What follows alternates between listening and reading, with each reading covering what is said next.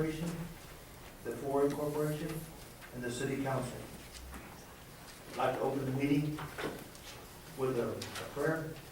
Mr. Fuller, would you do this, please?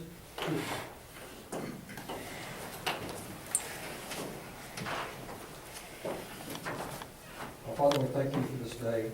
We thank you for these men and women who are willing to dedicate their time to service of Floresville this week.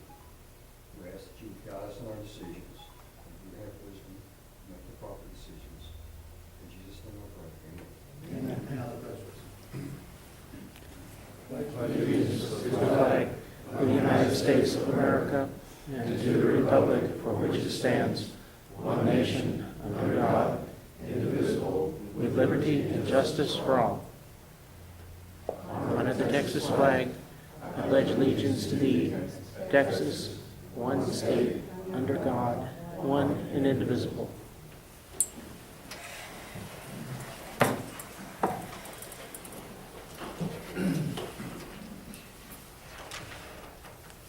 I'd like to establish a quorum for the Floresville County Development. With us, we have Jay Bullitt, Clarissa Jimenez, Ramiro Ramirez, Ben Reed, Fred Gonzalez, Executive Director, County Baker, myself, Ray Lambert, and we have our attorney, Clarissa Rodriguez. Do we have any citizens' comments? Yes, sir. Please state your name, please. I'm Tomás Robles, and yes, I just want to right now tell everybody thank you for D-Day celebration today, because we will be here today. That happens, good things happen when you know anything about D-Day. I'm against this baseball field, and I hope everybody understands that I am against it. Because these baseball fields have cost too much money, and instead of doing something good for the city, we're doing something good for the kids. This past Saturday, I was at the Veterans Old Soldiers Home. A lot of people that I spoke to. Now I see none of the city council out there, the city manager, I see out there. I spoke to a lot of people out there. And they said they come over here, they travel all the way to Floresville to see their loved ones here at the Old Soldiers Home. And spend 1 hour or two in there, they'll have nowhere else to go. Why can't we do something for those people? Those are the people that put us here on the map. Those are the people that fought for that flag. And y'all want to do something for the kids? Instead of doing something good for the kids, put sidewalks on the side of the golf course, all the way where the Floresville, take it back in circles, and do something different. Those baseball fields are not going nowhere. I don't care what anybody says. Right now is the time to go into those baseball fields and plow and compact those fields down, and those fields will be good for 10 more years. Yes, you say, well, we got the money, but we don't. Look at the event center right now, how's it standing? And y'all want to spend more money? Let's find out first what we can do for the event center and for the people here and the veterans aware than a bunch of little kids. This coach here has a bunch of kids, or a year old. By the time they get old, maybe they'll have a brand new field. But right now, financially, the city can't do it. And why would we keep on spending money and time on something that we can afford? I remember when I was a little kid, I used to get Christmas fruit in a box, but I always had the catalog of the things that I wanted but never got it. I got pecans, oranges, apples, bananas, and I always wanted something but never got it. Come on, people. Let's do something for the city, not just kids. That's what I have to say. Mr. Robles, you ever thought about who's going to protect this country in the future? Yes, sir. It's not the kids? Yes, sir, I've been there. Have you been there? I have not. Oh, see, you don't know. I've been there, and I was there I didn't ask inside. you I was in I Iraq. said, who do you think I was in the future Iraq is? when we were fighting those guys up there going like this, and I kept on telling my soldiers, in 10 years we'll be back fighting these guys. 10 years we're back. The guys are going like this. So you need to go to the map and read the history, because we've been there. I've been there. Citizens' comments? I want to say something right quick. I've been trying to just lay low and try not to, they say that I'm the one that always making some trouble, but Mr. Robles has been saying this over and over and over, and I respect what you just said. Everybody needs a little help. With that area you're talking about, I do say that might need some help. But for you to keep saying that, it's just like, we're not going to drive our old car over and over and over, These kids, if we don't find them a place, something to do, they're gonna be doing the bad thing. And I was against the sports complex when they first said the sports complex for, I don't know, $7 million, and they still got that figure of $7 million. And I'm for it now because we're going as phases. We're going, you saying, oh, they're gonna set, they're not gonna, I don't know who's gonna spend $7 million, and we have $7 million. I don't think we have $7 million. That's never been. But I know, No existing. but I've seen it blown up in blogs, and I've seen it blown up in all kind of things, you know. That just sells newspapers. But I myself support fixing these fields for the kids, because the kids need something to do, whether it's baseball, whether it's soccer, whether it's, I don't know what else we have, like, you know, a skate park, whatever. But we need to keep these kids, you know, active and doing the things, and every time Mr. Robles says that we gotta pack it up, yeah, we can probably pack it up and everything, but at the same time, a big flood's gonna come, and it's gonna, the money we spend, I'd rather spend it on what we can do. And I'm not here, you know, I'm just here to support that they're only gonna spend, I don't know what kind of money we were spending, I think, what was it? 1.4. And we have, whatever we can build with that 1.4, that's what they're gonna build. Now, next year, or 2 years later, we have another 1.4, we'll build something else. But it's not the way everybody blows it up, is like, we're spending $7 million of taxpayers' money. That's not what, I don't think that's what we're all doing here. But, I mean, I respect what you're saying, but for you to say that the kids don't need anything, I think you're, you know, kind of wrong with that. And to say, so you keep saying, cover those holes, there's more than covering holes. And, that's all I gotta say. Mr. Rick, can I just say one thing too? Yes, quickly, please. It's not about the kids, it's about everybody. And that's what I'm trying to get at. Because those baseball fields, they'll be there 10 years. And we can compact them and start on something else. But the thing is, and you know, God, just forgive me, but Mr. Clark, you know, we have older people that need an area to walk, to exercise, but a baseball field is not going to do older people no justice. And that's what I'm just trying to say. That we all, you know, we need to spread the wealth and money to doing other things for older people too. You know, because all those guys in the nursing home, they're sitting there all day long. If nobody comes to see them, they sit there, and not just the veterans, but the other nursing homes. They're sitting there all day long, looking out to the window like little dogs, waiting for their owners to come out. You know, why can't we put good sidewalks so they can go in electric shield as wheels to you know, to roam around? And that's what I'm saying, that they, you know, the state put this state housing for these guys, so they can just be there like a bunch of animals sitting there all day waiting for the family to come and take them out. You know what I'm saying? It's not about just kids, it's about everybody. Well, there's nothing that says that can't be done in a future project. Right, may I say something? Yes, sir, please. I moved here in 1975, and when I moved here in September of 1975, there was no park, except the Fleer Park. That was the only baseball field in town, and that was largely grown up in sticker burrs and goat heads at the time. We had no swimming pool. We had no place for kids to do anything, really. That was a very disappointing thing for my wife and I when we moved here, because we had a son and one on the way. I thought then that probably one of the most important things we needed to do was to provide some activities. Because I just moved here from Houston. I'd gotten out of the service and moved to Houston to work for the sheriff's department. And I saw where kids were going. We had a whole jail full of them in Houston. And something had to change. And that's why I participated in the movement to build the park. And I was chairman of that. I'm very proud of it. We may have chosen a bad location, but we didn't know that at the time. But we need things for all people. Mr. Robles is very correct. We need things for older people. I'm getting that for myself. And we do need things for older people. We need something for them to do, someplace for them to go, something for them to be proud of. But one of the things most older people are very concerned about is their grandchildren. And things for them.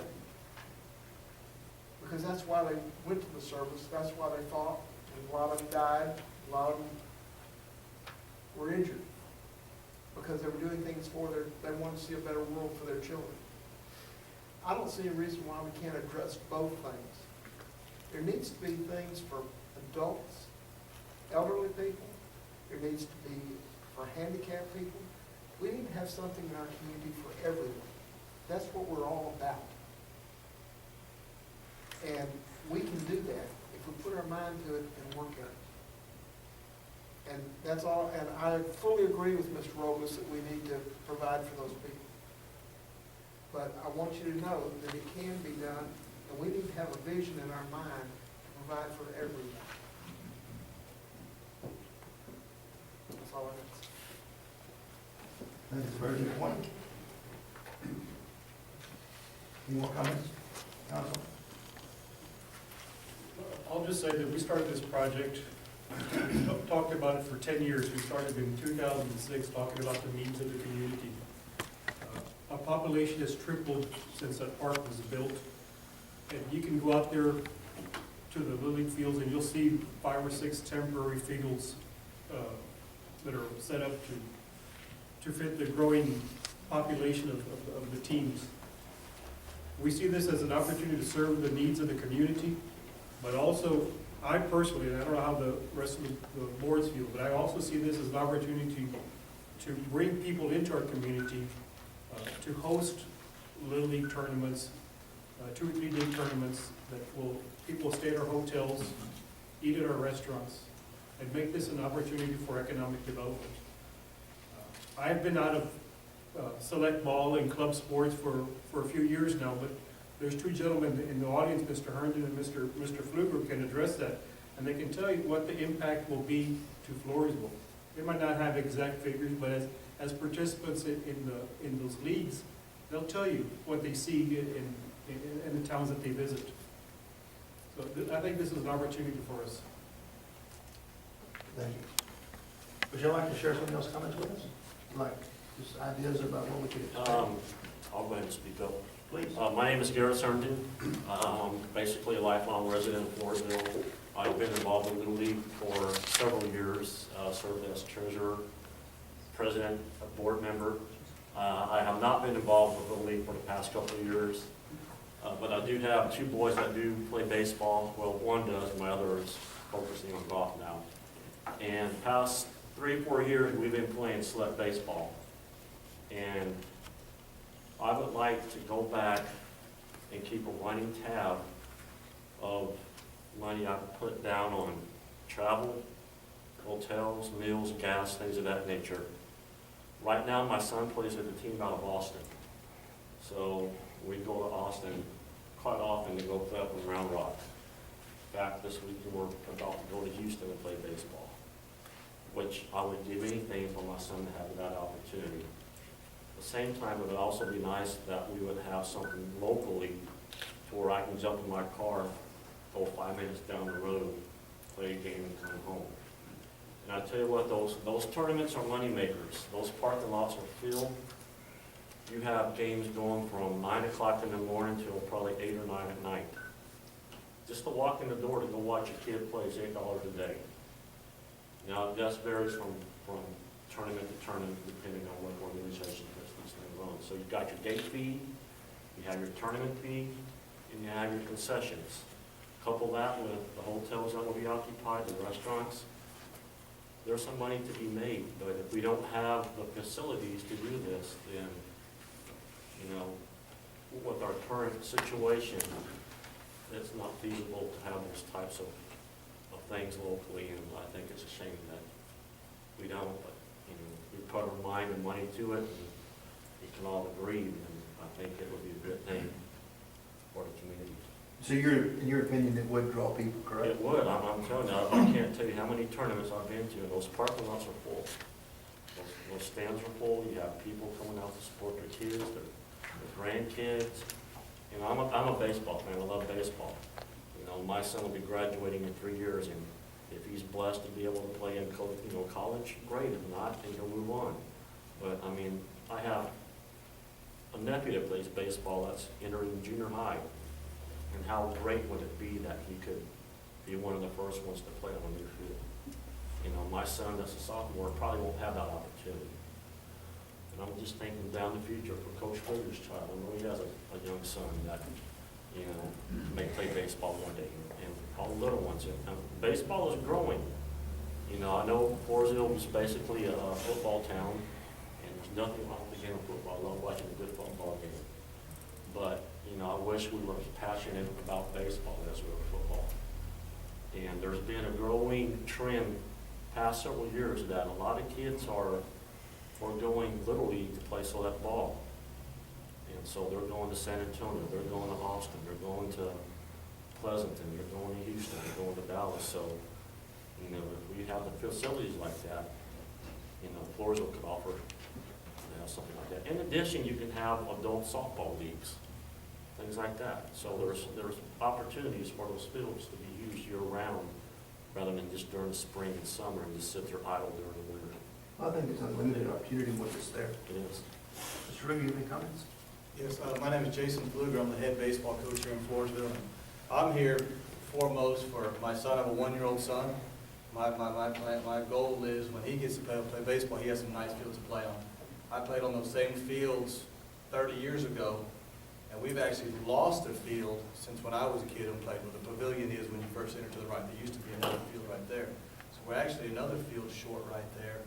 And these kids deserve something better than what they have right now. Our kids deserve to have nice fields. They need nice things to play on. And that's my goal here, and a safe place to play. And I think secondary, and I think that's great. I think we can bring in a lot of people to Floresville, and we can host tournaments and do that sort of stuff. But I guess my major concern is I want to take care of the kids of Floresville first and do something nice. But if we can host these tournaments and bring in some money, we can make those fields nicer, and we can have more fields. I believe we're far behind a lot of neighboring communities in that regard. Our kids deserve something better. We need to keep these kids active. There's too many other things they could be doing besides playing baseball or soccer or football. That's not good. We've got to keep these kids involved and keep them moving. In your opinion as a coach, you would agree with us that what we have existing is neither sufficient nor safe? No, it's not. I believe there's a lot of kids that don't play baseball here in Floresville, whether it's the kid's idea or the parent's idea, because we don't have nice facilities. That's just the way it is. Kids want to play on something nice. We do the same thing at the high school. We got that turf high school football field. Every kid in the high school wanted to play football all of a sudden. It's because we got a nice football field.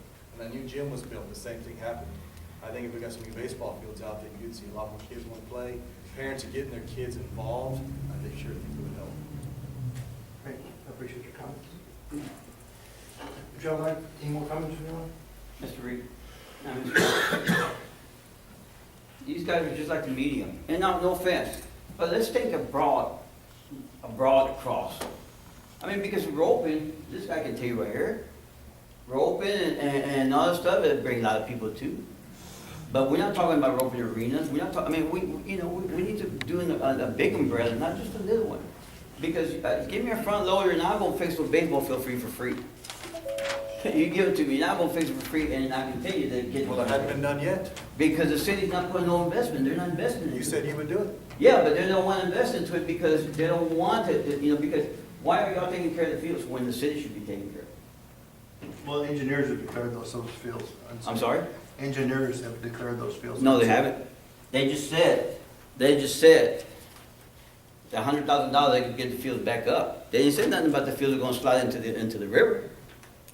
They didn't say that.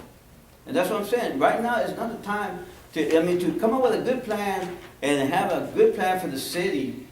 I think we need to take our time and fix those fields. I won't fix them.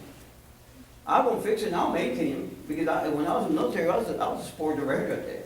And I was working on people that are overweight, people that, all different types of people. I'm a fitness trainer. And I can do that. I can make you a baseball field, soccer field, football field, wherever you want. But the thing is that we need to find the right people to do it. I know that you don't have the time to do it today. I know you don't have I'm retired. Give me the equipment, I'm going to do it. Okay, thank you, Mr. Rowe. Yes, sir. Let's move to discussion item number 1. Discussion and presentation by M&S Engineering and Ludwig Designs to explain their concept of Phase 1 implementation plan for the Parks Master Plan on the 100-acre property owned by the 4A Corporation and leased to the city. Thank you. I'm Gary Freeland with M&S Engineering. Tom, Turk, and Brent Luck had other engagements tonight, so I'm off the bench and I'm starting today. That's my last sports one. So we went through the Parks Master Plan process. We got through that. Second up is the implementation plan for phase one of the Parks Master Plan. And that is primarily for the community park. We do have some information in here that is from the Parks Master Plan in general as a whole, but primarily it will be for the community park. So the implementation plan takes us where we need to go and kind of outlines that avenue to get there. So the scope of work for the Parks Master Plan, number one, we need some additional utility infrastructure, some water, wastewater improvements for the site. And those would be off-site improvements. Second, we have site and facility infrastructure. That's the on-site stuff. Domestic water, wastewater, and irrigation systems for the fields and the facilities at the fields. Another item on that list was a kind of an entrance, a new entrance, an archway, something to kind of attract some attention to the new effort out there. The baseball fields on that top list, there were two baseball fields to start, and that would include a concession stand. I also listed 2 baseball fields as an alternate, and we can kind of talk through that. Ultimately, if you have 4 fields, it makes it, it's the best layout. So as we work through the process, as there's efforts made to get additional funding, we can add on more if needed. And so that's where the 3rd and 4th baseball field may come into play. Along with that top list is a soccer field. That would be a U13 full size. That kind of field can also be converted to be used for football or smaller soccer fields as well.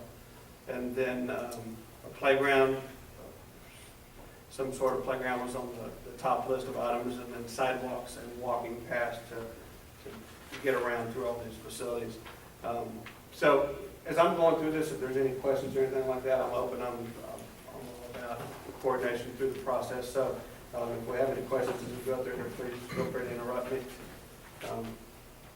So moving on, the utility infrastructure improvements, like we mentioned, the water line. There needs to be a water line upgrade to get adequate supply and fire flow out to the facilities.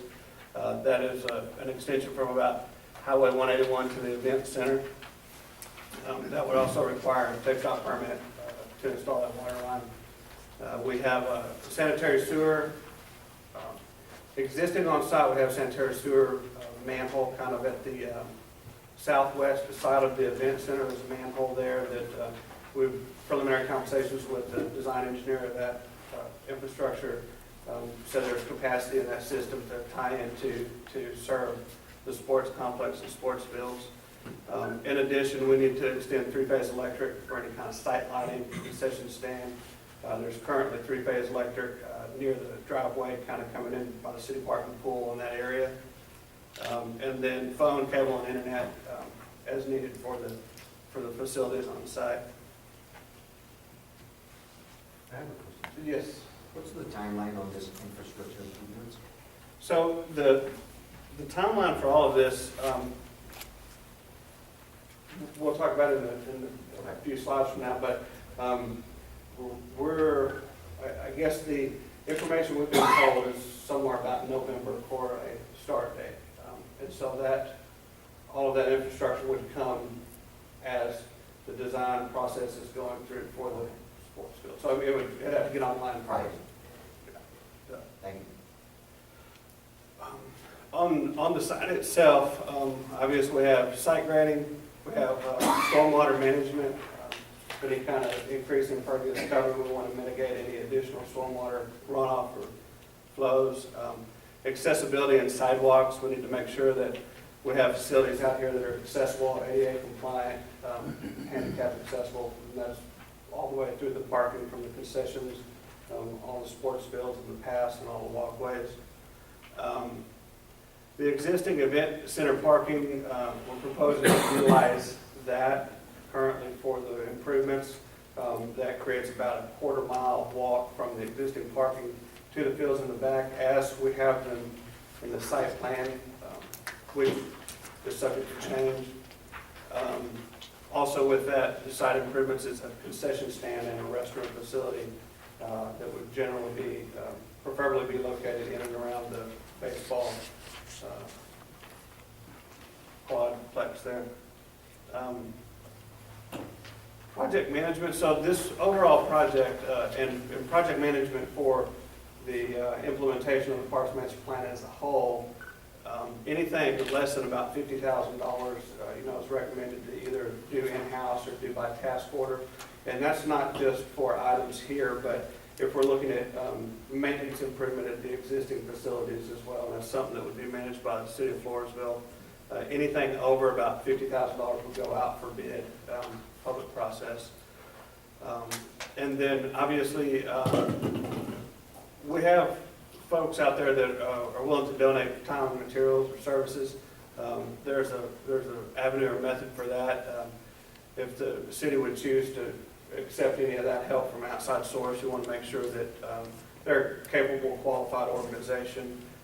You want to have City of Floresville oversight on that.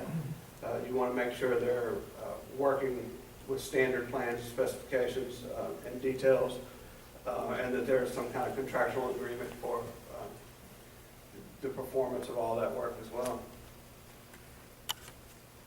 Project delivery, typical methods, the design, bid, build, that is the preferred method. Some alternate methods are competitive sealed proposal and construction manager at risk.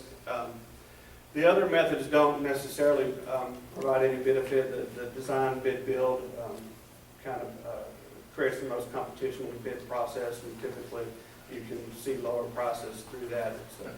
It's competitive, and so that's a way to try to save money too. And so for the design process, which we'll need to be starting relatively quick, it's kind of a three-stage design process. And before I talk too much about that or get into that, it's our recommendation that the organizations get together and create some kind of a user advisory committee. Be a representative from the EDC, the 4A, from City Council, a smaller group if you get folks in from the baseball leagues or football leagues, soccer leagues, to create some input for us as we're going through this design process. We'll start out kind of with a schematic design where we'll put pencil to paper. We kind of have that started with the site plan that you guys have seen previously, but it's probably time to sit down and start thinking more about that and getting input from the different organizations to create a final schematic design.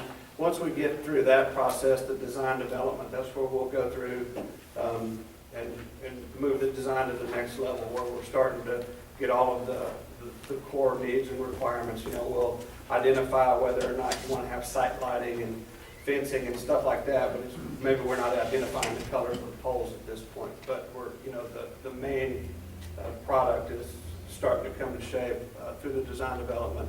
And then the final stage would be taking those last comments, taking that last input, and preparing construction documents that will be going out for bid. And then during the bidding process, it would be advisable to have a pre-bid conference so that there would be an opportunity to get some prime contractors with some subs, get some connections made or relationships established, so if we have some local resources that may be able to contribute to the project and get involved, that'd be an opportunity to make those connections. And then obviously going through the bid process, advertising and the alternates, and that's kind of what I mentioned a little bit earlier. But if the amount of funding, once that gets put in place where that target needs to be, we can provide a design up to that amount. As the efforts go through, and if there's additional funding or donations or things like that that may come available, we can add in additional items as bid alternates. So if the base package had 2 fields, and we put in a bid alternate number 1 for a 3rd field, and that price tag was, you know, X, and somebody came and donated it, then we could choose that, add that field, the third field, fourth field, or any other item on there that you may want to look at or choose.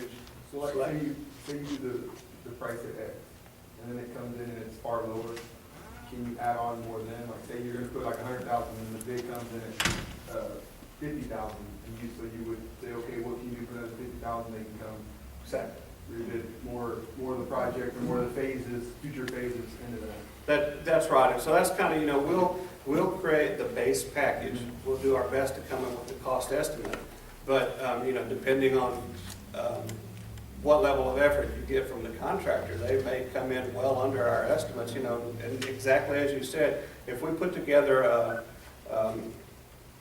package that's $1 million, if we put together $1 million base bid package, and that contractor comes in at $600,000, like you said, and there, we know there's $400,000 in reserve, and bid alternate number 1 is $200,000, and bid alternate number 2 is $200,000, you can select those.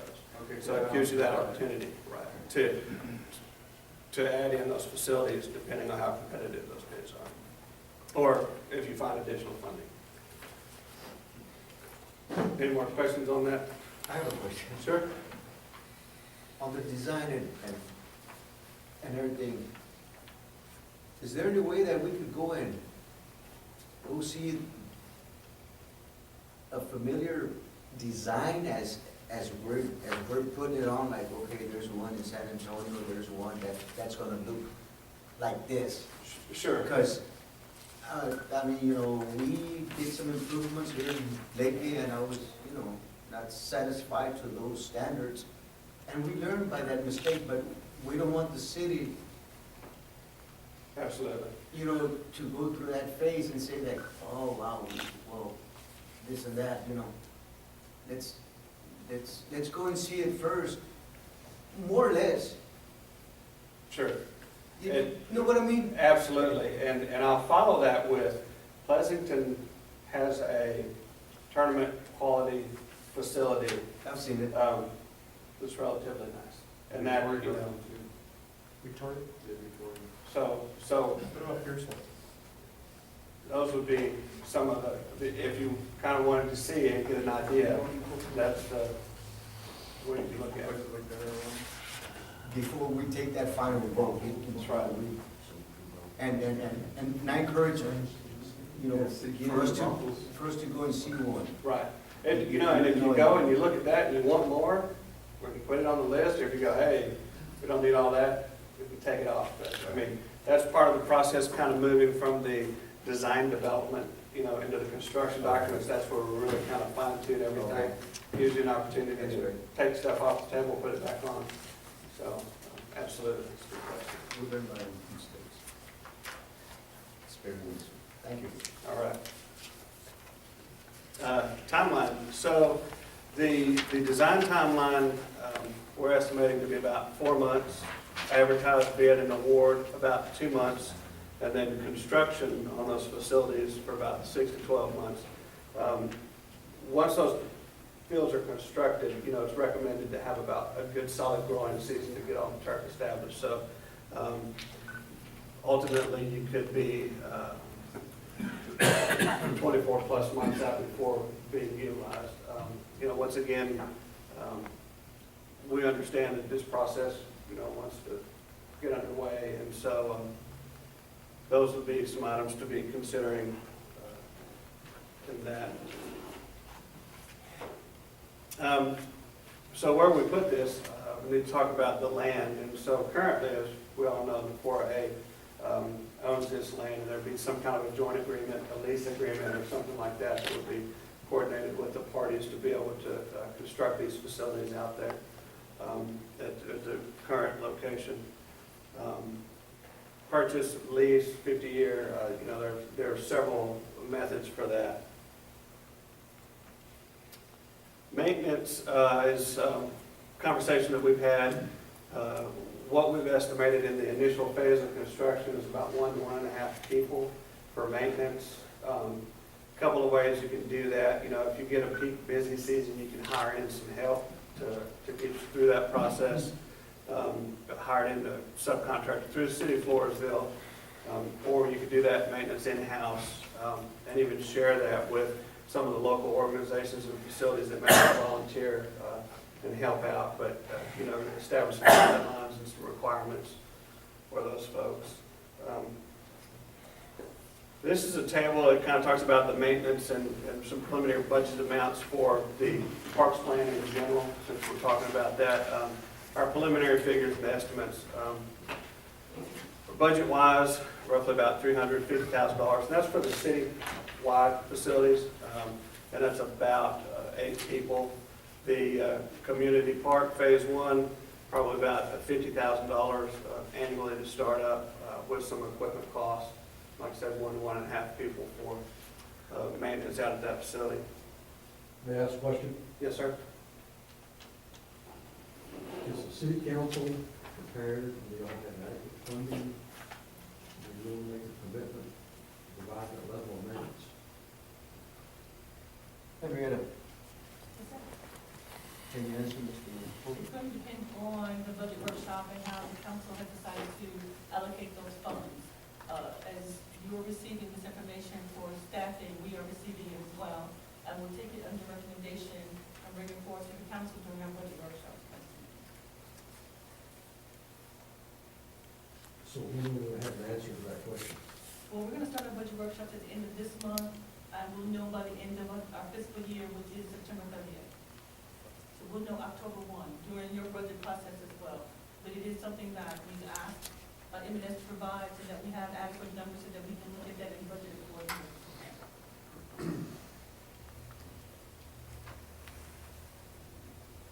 All right, so moving on, one of the main components of this project is the Texas Parks and Wildlife grant funding. As you know, the funds available this year are much less than they have been in the past. The grant process is a lot more competitive. There's about $5.5 million in grant money available this year, from what we understand, and so cooperative effort between the public and the private entities. It's important whatever we can do to bring these agencies, organizations together.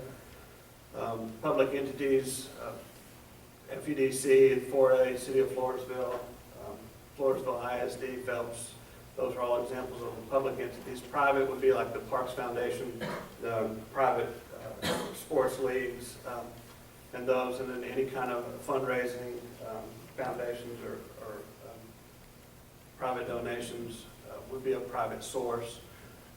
And in the grant application, the grant writer is not here tonight either, so any real detailed questions I may not be able to answer, but the contribution, part of getting that up to $500,000 in grant funding depends a lot on the efforts made by the different organizations and the matching funds. And so anything that we can do on the city side to help raise funds or things like that, it helps in that scoring criteria for the Parks Grant. Before we go on, do we have an answer to that question? Is there someone that's going to be the owner of raising funds, going out to the different businesses to see if money's available to be dedicated to this effort? Anybody buy into that, taking ownership of it? I would make a suggestion that probably Parks and Recreation would probably be their nonprofit organization, they can donate money to them. I mean, I just make them part of it. We'll take that under consideration. I mean, it's just a recommendation, I'm not saying that, it's just a, because they already have their own. Do y'all in general think that's not a good idea? That's the next one I have. Henrietta? Well, one of the things that the city council has done just recently at their last council meeting is that they approved Langford ABC to apply for this grant for us so that we can do, that's the only that was here at our last joint meeting. So we could do $1 million of a 50-50 match. Right. And so one of the things we're trying to put together, some things that I've spoken to the city attorney earlier today about finding funding for the city council to come up with that we'll bring forward at our budget time. But we're looking at doing some funds in addition to what EDC has talked about doing. Somewhere between $500,000 to $1 million that we can add to the pot, add to this project. And so the city attorney's gonna be working on how we can do that, how we can move funds from one account to the other. Now that the plan has been approved and But we have. that's city funds. City funds, Right, city funds, in addition to what EDC has proposed. right. And then in addition to that, Brett Luck has taken with the resolution, the park plan itself. They're taking it so that we can have any kind of critiques from the board, so that if we have to make anything, because it's all about points, we want to get as many points as we can. So we'll tweak the plan if they make a recommendation. And we have reached out to the county, and we're going to get on their agenda so that we can present it to the county so that they can see it's all been approved, and we've been meeting and playing nice with each other, so that we can see if there's any possibility for funding from them. And I sent it already to the San Antonio River Authority as well. In their master plan, City of Sarah, in their master plan, they talked about doing some things along the San Antonio River, and it was Sarah that helped us pay for the study for the infrastructure for the land. They met us halfway on that study, and so we're hoping that they can actually help us get some additional funding. So now that we have the plan all approved, it just happened last week, it's not even a week old yet, we're gonna be sending it out to see what we can do for additional funding. Does that answer your question? That we're looking to do, I don't have all the So answers. back to the question, so what I'm talking about is there someone that's going to take ownership of attempting to go to businesses to see if they're willing to assist in this effort in some capacity? And who would be the proper? Well, Councilman Tahada has mentioned it to me. I know that the Park Foundation is a non-for-profit that can raise funding, and probably along the line that you mentioned earlier about an advisory board to talk about tweaking this plan, to come up with some people, and that's their main purpose, is to find funding to do for this. Any philanthropists that are out there raising things, and with this kind of money, we're not talking about, cupcake sales or anything like that. So they're talking about actually working with the chamber, those kind of things. So that's what we're hoping to put together. But it's so new that we're hoping that that's going to be the next thing, that we That's have to. still a concept. It's still very much a concept, but we're talking about some type of foundation type of thing. Right, but we have to establish that legally so that we can talk The about Parks- funds. The Parks Group would be the entity that would take ownership of that? It would be an advisory board that would have fundraising capability, and then I'm quite sure the council will set the members to that board. That's the goal. The Park Foundation can help in accessory for that as well, but there'll be a new board established. Is that correct, Councilman? I wish you would clarify one thing, because numbers get misconstrued a lot. And I'm in perfect, I understand what you're saying, but the $5.5 million grant, reiterate that we're not talking about spending $5.5 million.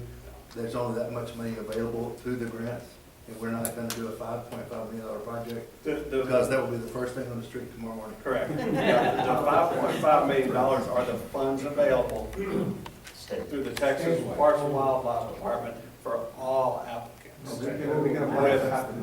And the maximum grant you can get is $500,000. Very much. Statewide, that, It's very competitive, competitive. very. Very. And based on what she told us, the likelihood of us getting that is less than 50%, I'd say, based on what she said. I You turned it- don't know. The application is due October 1 of 2016, we turned in the plan so that they can talk about that.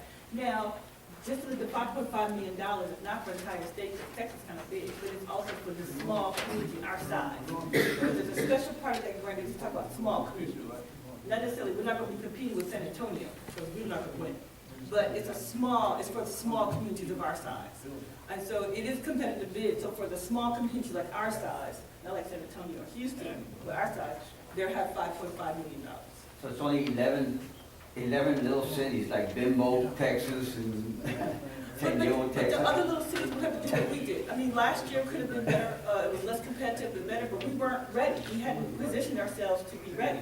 We didn't have a master plan, we didn't have all these other events. So this year we have a plan in place. And we're hired the professionals in place so that we can apply for this grant. And then in future phases, we can apply for future funding since we have this. Since now we have a master plan, and hopefully they approve it. If they don't fund this phase, they can fund the next phase, or even parts of this phase, because every year, October 1 is their application date. But we're poised now to apply for not only this grant, but other grants, because we have a certified master plan, which is important. From memory, and I could be wrong with this number, but it seemed like the lady, the grant writer told me that the highest score last year was what, 83 points? From memory. And with that being said, being as the city's working a deal with the 4A about the land, we get an automatic 25 points right off the get-go. Yes, and your master plan will take you to another 20 or 30 points as well. Exactly, so we're already sitting at 50+ points. Yes, but you remember that we didn't start this like last week, you all started this a long time ago, and so it takes a while. And if you looked at his, I think Councilman Ortiz, your question on the time frame, if you look at his time frame, it's a 2-year process to get it done in here if you have all your money. 4 months to design it, advertise and bid another 2 months, 6 to 12 months to construct it, that's 2 years. Ray, for clarification, I guess I heard her differently than you did. Maybe you talked to her assistant. But I thought that that land had to come from some source not connected with the city. i.e., for example, if the 4A gave it to, or sold it to the county turned around and deeded it to us. I think there was a way, the attorneys, you might help us with this, if you were there also, to where the 4A could work with the city and make it qualified, but I could be wrong. You want to take it first? Yeah, well, for the EDC needs to have a connection with the city to do the project. Right now, there's no connection for the EDC to do the project. The